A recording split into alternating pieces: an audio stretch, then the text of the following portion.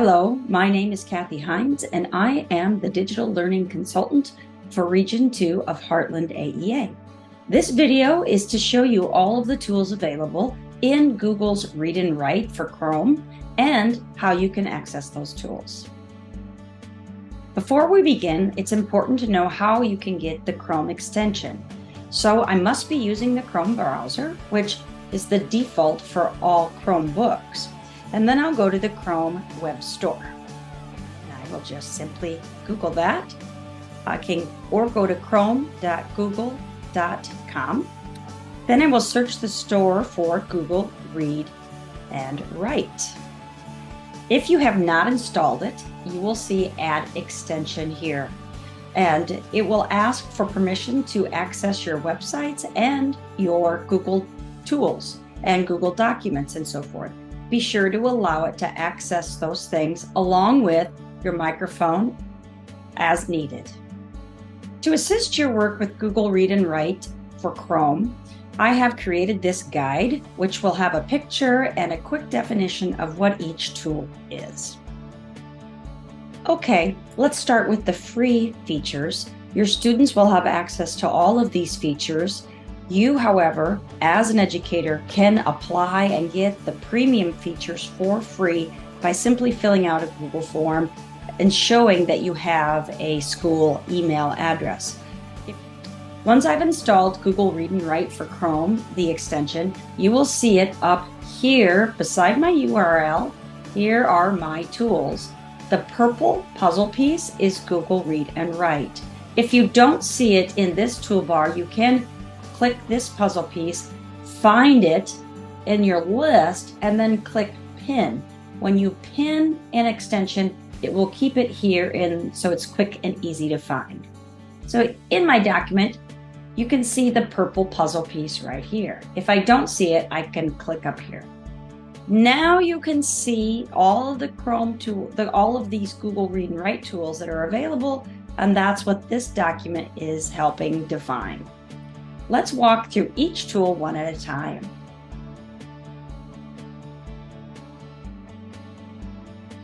One tool that is free is text-to-speech. So here we have a Google document that has some text. And to have this read, we can use the text-to-speech feature. Now you can see that the toolbar for the Read and Write is not available, so I will simply click the puzzle piece at the top, and now that toolbar is available. To have the text read aloud, I will highlight what needs to be read and then hit play. George Washington was the first president of the United States. He was also the commander-in-chief of all American forces during the American Revolutionary War. I can pause the reading at any time, and if I wanted to continue reading, I simply click pause again. Role in the beginning of the United States, he is often called the father of his country. You can adjust the speed of the text being read and the voice by going into the settings. So I click the dots here, I click settings, and now you can choose which voice, an English female, a different or a male if you wish. You can adjust the speed so it goes faster or slower. The continuous read means it will just continue to read. Speak as I type is a paid for that you can have done. It's in the premium version that you could use, but your students would need to have it. You also have in the premium version translation. And then again, you can use screen masking here, which we'll talk about how you can hide it, check it, prediction. All of your settings are here in that settings menu. To save any changes, click Save. I can also have it read websites aloud for me simply by highlighting the text I want read, and then I can click my puzzle piece to get that menu to appear and then click play. Use built-in rubrics feature in Google Classroom. I really love this feature. So if you had text in a digital environment like Google Classroom, it can read it out loud, or if they're on a web page like this, they can have that read aloud as well. To use the talk and text feature, I click where I wish the cursor, the text to be added. I click the talk and text. Now talk and type is listening, and it will type what I say, period. I do have to add the punctuation as well. When I am done texting and speaking, I can click the red button. Translate is another tool that's available in the free version for your students. So if I would want a word translated, I could highlight it, and then I come and click the translate button. I can press it. Train. And then Seguido.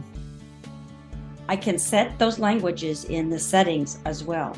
In the free version, you can only do a word at a time. You cannot do the entire paragraph. The last free tool available is the reading fluency tool, and it's this button up here. So if I would want to set a student to practice reading aloud, I can highlight the text that I want read aloud, or the student would highlight what you want him to read. You click the practice fluency button, and it puts the text here for the student. When they're ready, it says click the record button, click stop when they're finished. They can use the play button to listen, re-record it as much as you want, and then send it to your teacher. George Washington was the first president of the United States. He was also the commander-in-chief of all forces during the American Revolutionary War. Now the student can listen to it back. George Washington was the first president of the United States. He was also when they have it, that the version they want to send to you, they can click here. And in their Google contacts, because this does, they can type in your email address and it will find your teacher. So as a reminder, those are the tools that would be available in the Chrome extension free version: text to speech, talk and type, translate, and practice reading aloud. Now we'll go forward and look at the premium features that are available.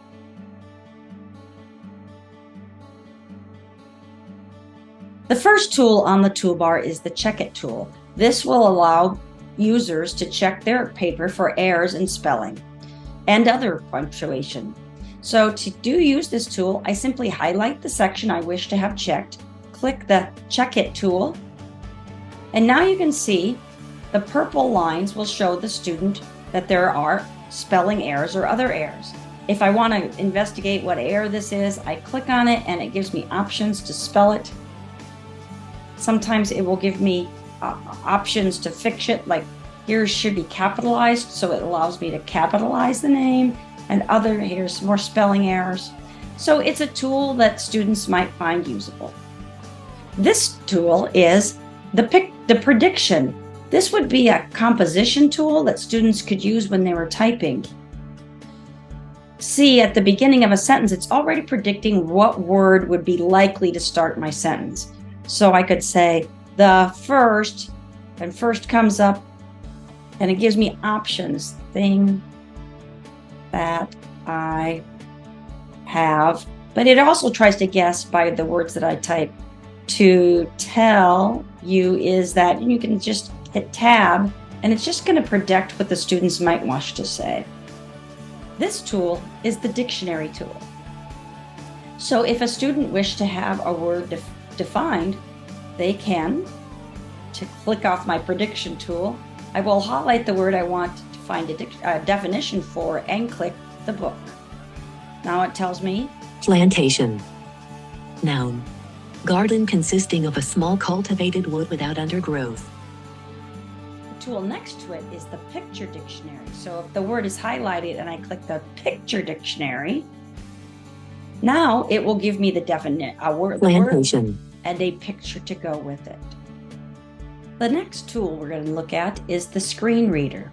Now to use the screen reader, you have to install another Chrome extension add-on. And so if you have not done so, it will prompt you to do that. And again, you will have to install it and allow it permission to access your websites and your documents. Let's see what it can do for your students. What the screen share allows you to do is to read pieces of a graphic that might be just pasted in a document. To read the graphic, I click on the screen reader button and I drag the cursor across what I would like to read, and when I let go, it will read. Traps light energy to make food. Now in that case, it missed the word chlorophyll. So what I can do is I can do that word first. Chlorophyll. And then traps light energy to make food. So this tool can make certain graphics that were not accessible to students before. Now it's accessible. The next tool I'd like to demonstrate is the audio maker. And remember, this is only available with the premium version. What the audio maker will do is it will create a audio recording of your document. In order to create an audio file of a document, I can simply click and drag and highlight all of the information I would like in the audio recording. Then I go up to the toolbar of the Google Read and Write and click the audio maker icon. Then it will generate an audio for the student then you could do this as an educator and create an audio of a document to make it available. It downloads it as an MP3. George Washington Report. If you do not know how to play an MP3 file on your device, please reach out and we can help you figure that out. The next tool available on the toolbar is screen masking. When I click this, you can mask the other areas that need to be read and just help the student focus what text they would like to read. This can be adjusted in the settings. So if I go into the Google Read and Write settings, and I can go to screen masking, you can decide what's the background. I'll undo the screen masking. You can decide the background, the opacity, how much light there is, and things like that. It's all adjustable in the settings. The highlighting tools here in the toolbar show lots of different options. So what we can do is we can highlight a word and click a color and it will highlight that word. You can do various words in various colors. The reason the different colors are helpful is that you also have this tool which says gather all the highlights. So when I click the collect highlights button, you can say you can sort by color or position, but I'll just stay in those colors and it will collect my highlights and it will put them in a new document. It also has the original document here connected to it.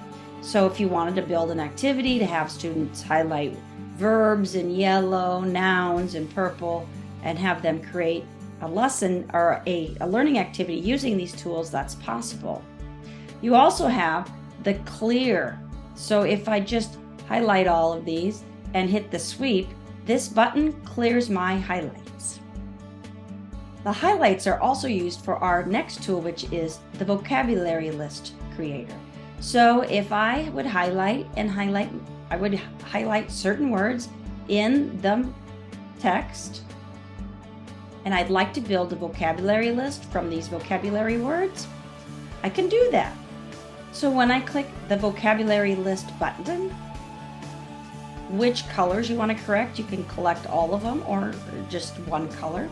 I click OK, and it will generate a vocabulary list in another window.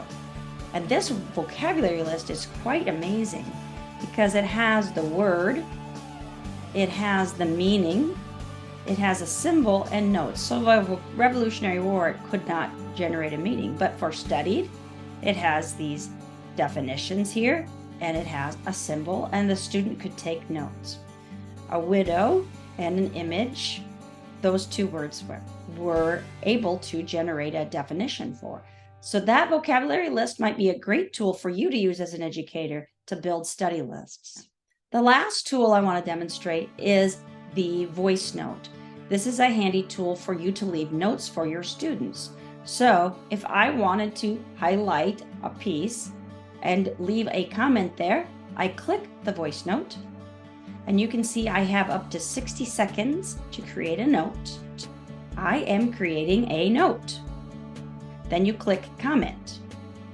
You could use this as to scaffold information, or just have students, if they have this advanced, they can leave voice notes for you as these are the questions I have as I read this. and it appears as a comment over here, and I can click play. I am creating a note, and you will hear the note, and you can mark it as resolved, and it will disappear. I hope you found this tutorial video helpful. If you have any questions, please don't hesitate to reach out. Thanks.